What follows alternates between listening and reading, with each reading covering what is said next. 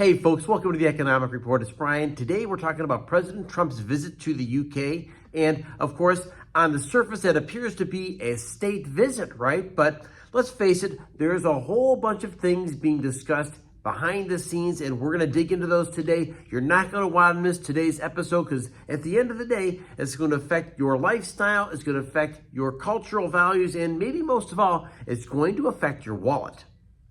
So first of all, let's talk money because this seems to get everybody's attention. Did you know that this visit is happening at a time when the US dollar is getting increased pressure from abroad? Let's face it, the US deficit is super high, one. Number two, there is some haggling about interest rates inside the United States. Three, let's not forget that there is this ongoing trade issues that are being discussed throughout the world, of course, meaning tariffs.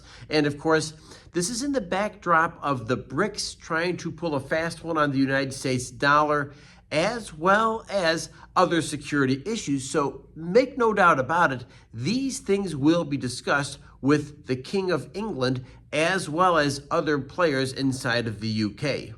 Let's face it that the president's history with the Fed is checkered at best. And of course, right now we know that there is crunch time inside the United States, specifically talking about interest rates and of course, how those interest rates are going to really affect how such a large portion of our federal debt is going to be refinanced. Make no question about it. And of course, the Bank of England has their own share of issues they're dealing with as well. And of course, higher interest rates on the British pound, as well as a bigger issue with how British debt is being refinanced and financed. So these are things here that both of these countries have in common. And of course, make no question about it, these discussions are going to be held behind scenes about the best path forward inside the world banking system, and of course, setting up policy for both the Bank of England and the Federal Reserve.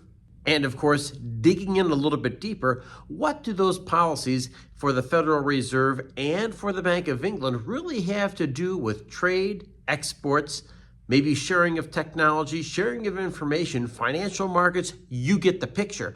These are some big issues that will come out of this meeting between the President of the United States and our British cousins. A second thing that they're going to discuss here with these meetings in the UK is maybe President Trump's ongoing shift towards Russia. He's tried nice, he's tried patient, he's tried to put Zelensky in his place, and those things have been effective, but now it's becoming more and more of a process that the president is realizing more and more that Russia might be trying to play the West. And if that's the case, that Putin and the Russians have something else up their sleeve and they might not be interested in any kind of peace. And of course, one of the huge issues that the President of the United States says is these sanctions the United States wants to put on Russia, they are going to be really, really effective. But of course, the other part of the equation is that Europe needs to quit buying oil from Russia because that oil purchases really does help Russia finance any kind of a war. And of course, as long as Russia is selling oil to the West, then of course the West really is paying for the war that they're trying to fight, trying to win, and trying to see Ukraine get a favorable settlement out of. So behind the media hype, just understand that this is a message not just to the British people, it's maybe a plea for a little bit of leverage because Great Britain has wonderful relationships inside the European community, and maybe more importantly, that the King of England and of course Keir Starmer might have additional influence on NATO, as well as putting additional leverage on Europe to do something maybe a little bit more aggressive against Russia, not necessarily militarily, but economically, because people don't always understand right from wrong when it comes to military, but it just seems that everybody understands finances, right? And of course, we would be remiss if we did not talk about the UK and the US trade, because there are so many different factors to explore in this really powerful relationship between these long-time allies and friends. You may find it interesting that Great Britain, post-Brexit, has really received pretty favorable terms from the United States because the United States has an ongoing special relationship with the British, and make no question about it, this meeting is going to double down on that relationship. The King and the UK is rolling out the red carpet for President Trump, and of course, really exploiting the fact that we do have this special relationship that has gone on for centuries now. So what might this relationship double down look like? Well, without a doubt, defense has to play a major role. And understanding that submarine bases, for instance, in places like Ireland and Scotland, and keeping the Russians bottled up is a priority. Also, of course, other defense sharing of information, without a doubt, plays a significant role. It's beyond cheap imports, and it's beyond putting tariffs on other people's products. Think about it this way. What if the United States and the British are now developing technologies together and sharing information more, sharing scientists more, sharing the ideas of lead business innovators more, and you kind of get the picture. So at first, Trump was all about putting America first, and now you see that digging a little bit deeper into this relationship, this isn't a 1 or 2 hour meeting. This is a meeting that's going to go on for a couple of days, and so you just know they're going to dig deeper into the relationship between the United States and the UK.